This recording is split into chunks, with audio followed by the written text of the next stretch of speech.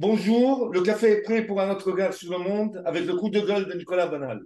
Je suis Gilbert Davet d'Avatar Édition et notre émission d'aujourd'hui, suite à l'actualité, ne pouvait que s'intituler Le 666 joue et gagne.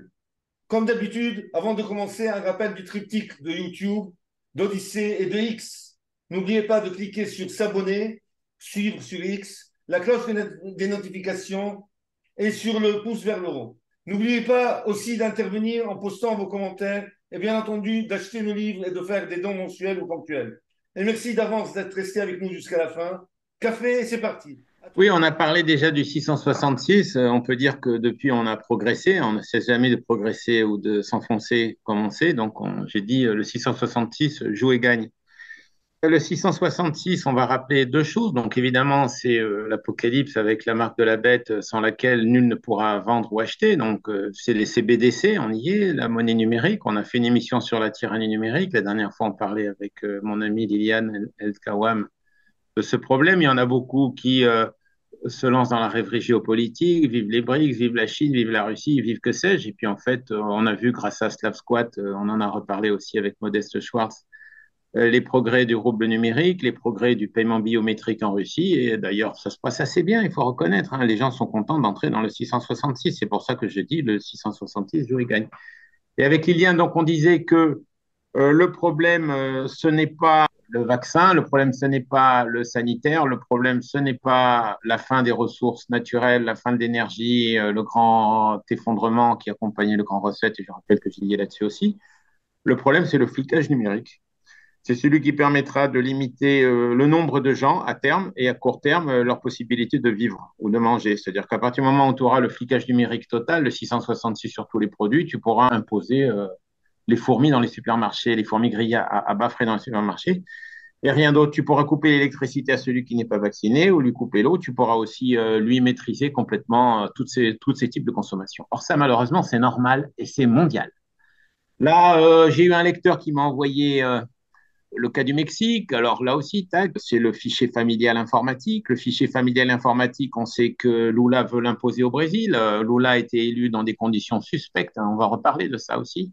Parce que toutes les élections paraissent truquées, hein, celle de la France, des États-Unis, évidemment, on le sait tous, celle du Brésil face au candidat d'extrême droite qui était inoffensif, qui n'était pas un méchant, qui était plutôt anti-mondialisation, qui était plutôt anti-vaccin, mais c'est Lula qui est passé.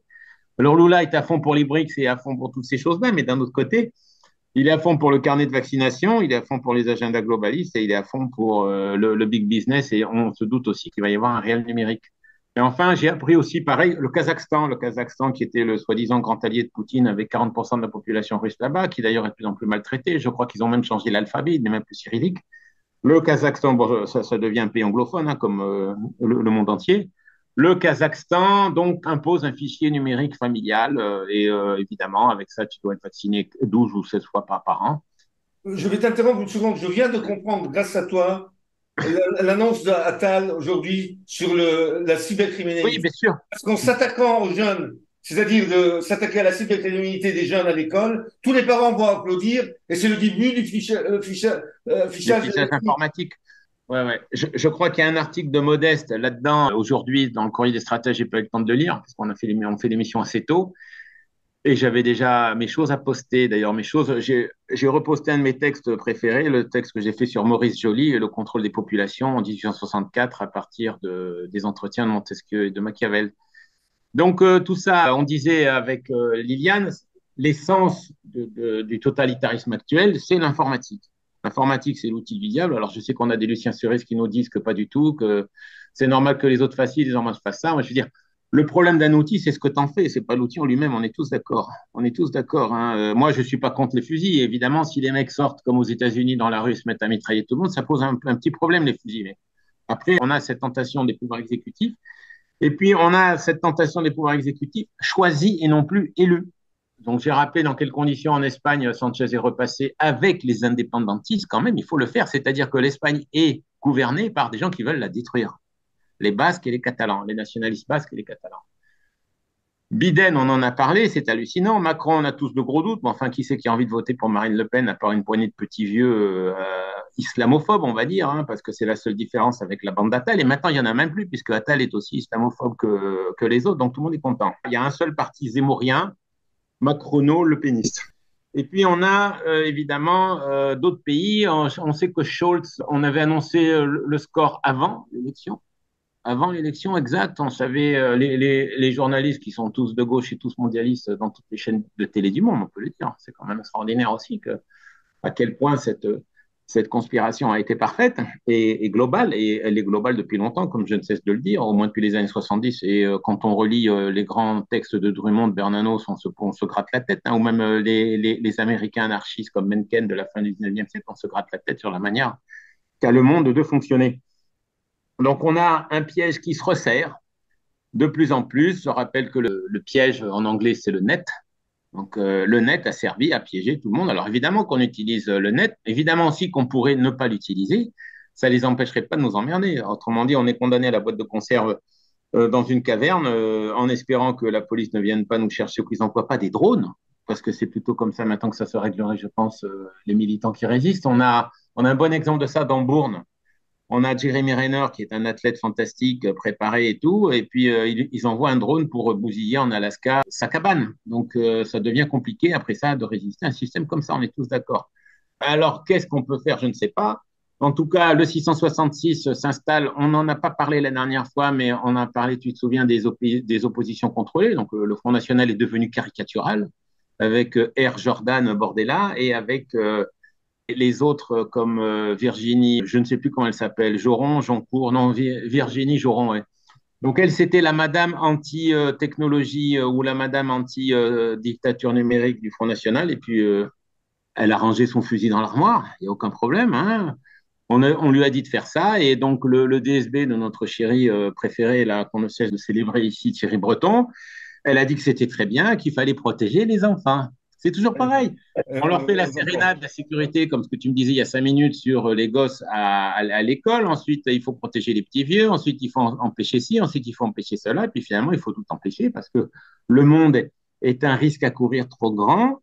Donc, transformons-le, comme disait Bernanos, en problème à résoudre et liquidons toutes les oppositions du même coup. Mais sauf qu'évidemment, parmi les partis politiques, il n'y a plus aucune opposition. Qu'il s'agisse du grand recette, qu'il s'agisse de la surveillance numérique pour les Jeux Olympiques de Paris, qu'il s'agisse de l'énergie, qu'il s'agisse des sanctions contre la Russie qui ont ruiné nos économies et qui ont lancé une inflation de 20% alimentaire, mon cher Watson, depuis 2 ans, tout le monde est d'accord. On a vu que l'extrême droite, depuis une vingtaine d'années ou une trentaine d'années, même en Europe, elle est complètement bidon. Et on sait, toi et moi, puisqu'on est italophone, que dans les années 80, on avait déjà la Ligue lombarde en Italie. Qu'est-ce qu'elle a foutu, la Ligue lombarde? Parce que c'est facile de critiquer le Front National, mais mettons un parti au pouvoir. La Ligue lombarde a eu moins d'opposition culturelle qu'en France, parce que la France, n'est-ce pas, pays des droits de l'homme, pays de la tolérance, pays de 1789, pays de l'affaire Dreyfus, il fallait fusiller tous les gens du Front National. En Italie, moins, malgré le fascisme. Et dans les années 90, ils sont arrivés au pouvoir. Moi, je vivais à Monaco à l'époque et j'avais plein d'amis italiens. Les Italiens étaient plutôt tous de droite, d'extrême droite, c'est-à-dire Berlusconi et Gianfranco Fini à l'époque, plus Ligue lombarde. Ça a donné zéro peanuts, rien. Le mec qui s'imagine qu'avec son bulletin de vote, il va changer son destin, mais il est dingue, il n'a rien compris. Ça fait 150 ans que Sorel a expliqué ça. Ça fait 150 ans que Roberto Michels, merde, quand même, lisez mes textes là-dessus, ont expliqué cela. Tu ne changeras pas ton destin là-dessus. Sorel n'était pas du tout un fasciste, comme on l'a dit. C'est une honte. On parle d'ailleurs des années 1890. Il n'y avait pas vraiment de fascisme, hein. Il est en culotte courte encore, Mussolini. Sorel, c'est un socialiste, tendance forte, tendance révolutionnaire, déçu par le parlementarisme. C'est pour ça qu'il a écrit tous ces textes pour dire, bon, ben, ce qui va triompher dans le monde moderne, c'est la médiocrité. Ça, c'est vrai. Ça, c'est vrai. Ils sont médiocres, ils sont nuls. D'ailleurs, Tocqueville l'a dit, et puis Edgar Poe l'a dit, c'est le triomphe de The Mob, et puis évidemment, Maurice Joly l'a dit. Le problème.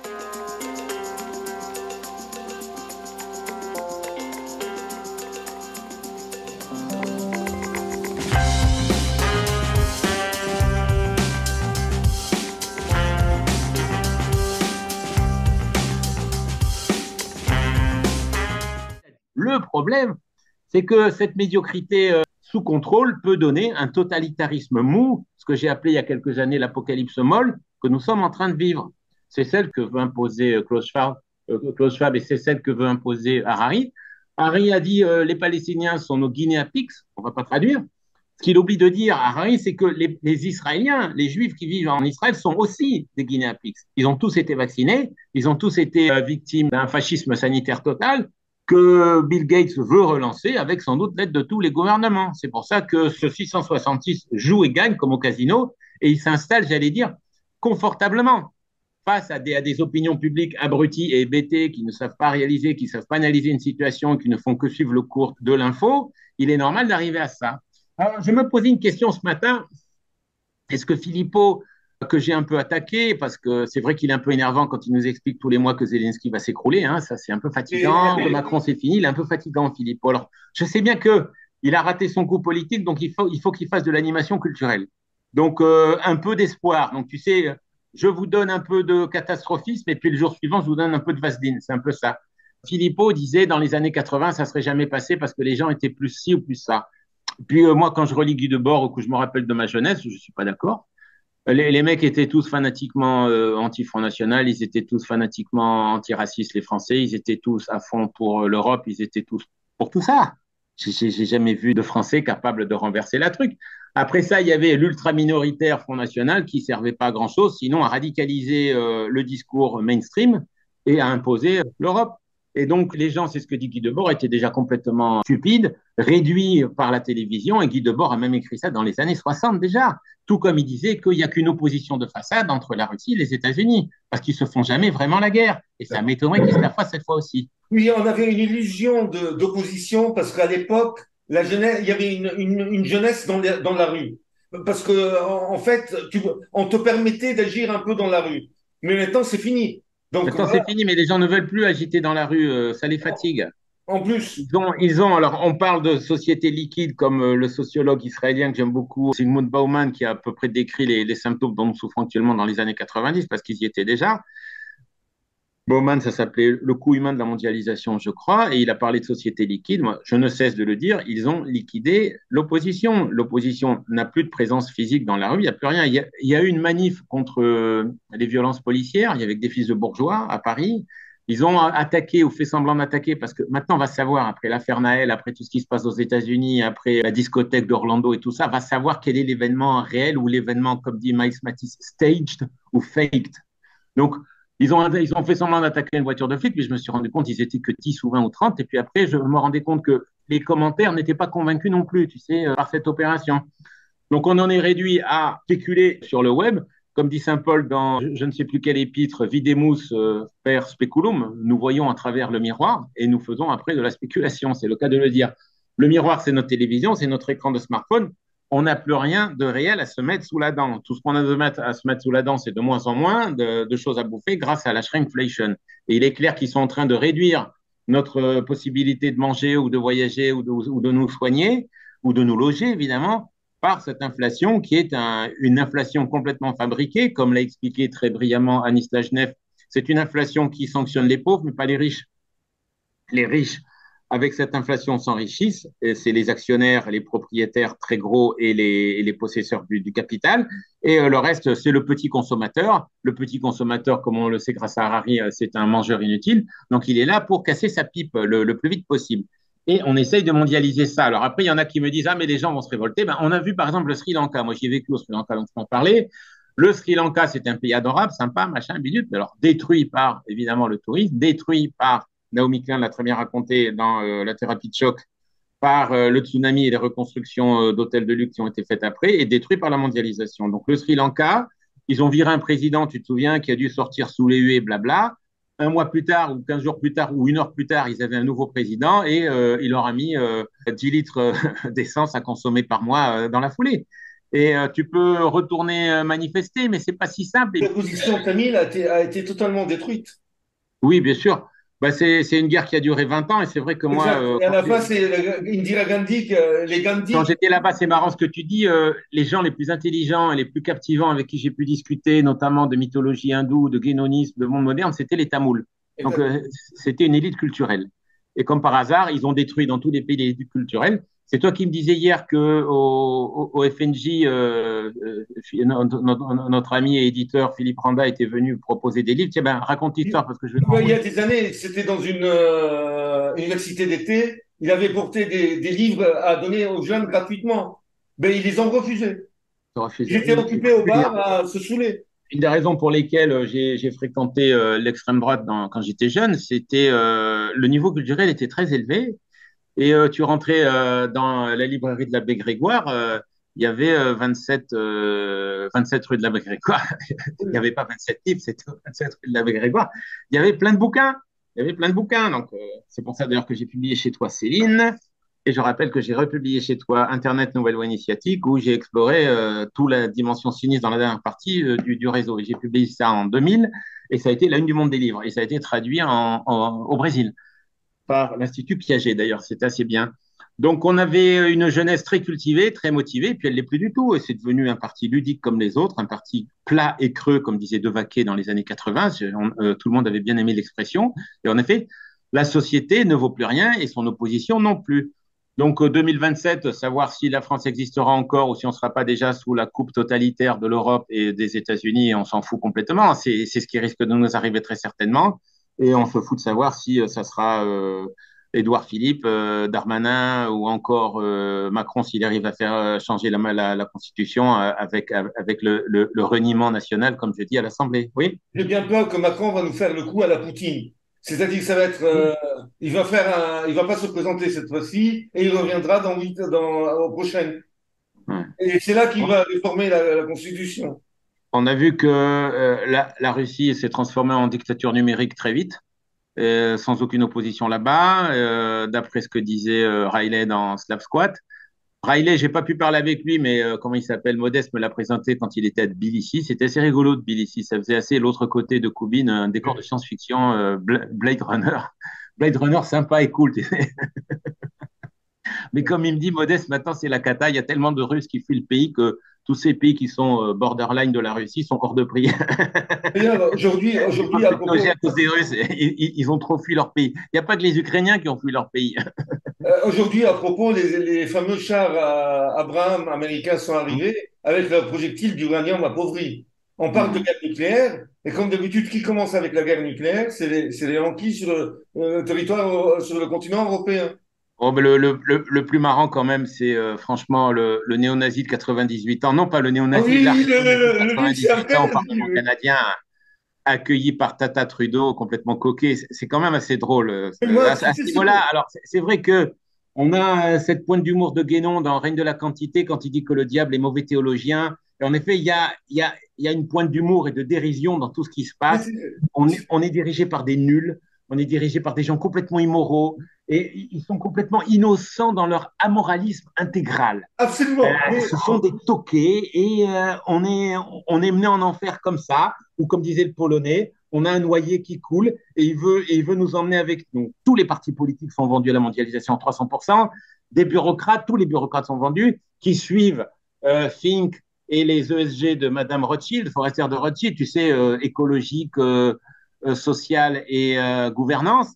Et puis après, on a des imbéciles. Alors, c'est les deux tiers de la population minimum en France. Et là, on sera très, très modeste et très, très gentil. Et puis ensuite, il y a nous, on voudrait ne pas couler avec eux, mais ils veulent désespérément nous emmener au fond des abysses. Et Mais c'est vrai qu'il y a un aspect presque, je disais, dérisoire et comique. ce que je n'arrive pas à comprendre, tous ces députés qui ont fait l'ovation à cet ancien des Waffen-SS, mais ils croyaient avec qui ils combattaient les Russes, les Soviétiques. On en revient toujours à Gustave Le Bon, Psychologie des foules et Psychologie de la Révolution française. Comment on manipule un parlement et comment tu contrôles un groupe de 500 crétins dans une salle. Il n'y a rien de plus simple. Le mec, il s'imagine que c'est le lieu de l'esprit à la Hegel et que c'est le lieu de l'État et que c'est le lieu du manifester, que c'est le lieu de la République. Il n'a rien compris. C'est tout. Tu relis Gustave Le Bon, La psychologie des foules, et tu comprends comment fonctionne un parlement. Même je relisais mon écrivain juif préféré du XXe siècle, Stefan Zweig, du point de vue politique. Hein. Et Zweig, c'est un sceptique total, mais en même temps, c'est un super observateur et il dit c'est pour ça qu'il ne faut pas forcément désespérer, mais si, il faut désespérer parce que Zweig dit la grosse masse des gens bascule au dernier moment en fonction de où on va. Voilà. Alors ça, c'est vrai. Alors, on va voir où on va, si on va à la fin du monde total ou pas. Là, par exemple, ce matin, chez Philippot, il y avait enfin une bonne nouvelle. C'était Trump qui devance enfin Biden de 10 points dans les sondages. On se dit, mais pas trop tôt. Et comment 42% de toqués peuvent encore vouloir voter Biden?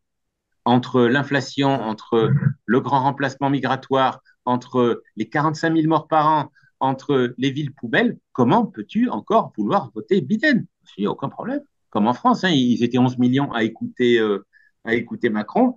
Et Philippot disait que Macron s'écroule. Je ne suis pas du tout d'accord.